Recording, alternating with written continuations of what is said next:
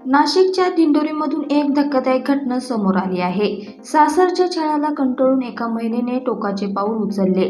या महिलेने आपल्या 2 मुलांसह शेततळ्यात उडी मारून आत्महत्या केली। मिळालेल्या माहितीनुसार दिंडोरी तालुक्यातील खतवड येथे विवाहितेने सासरच्या जाचाला कंटाळून आपल्या 2 मुलांसह आत्महत्या केली। या महिलेने मुलांसह शेततळ्यात उडी मारून आत्महत्या केल्याची धक्कादायक घटना घडली।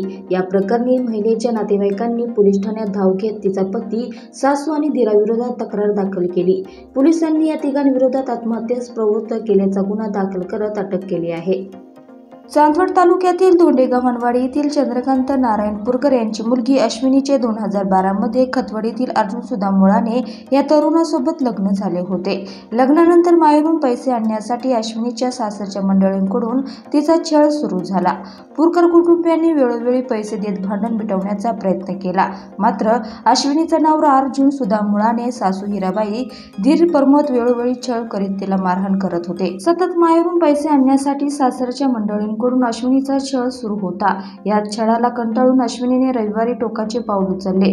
अश्विनीने तिचा मोठा मुलगा सिद्धेश अर्जुन मुळाने आणि छोटा मुलगा विराज अर्जुन मुळाने यांच्यासह शेततळ्यात उडी मारून आत्महत्या केली। अश्विनी आणि तिच्या मुलांच्या आत्महत्येच्या घटनेने कुटुंबियांना मोठा धक्का बसला।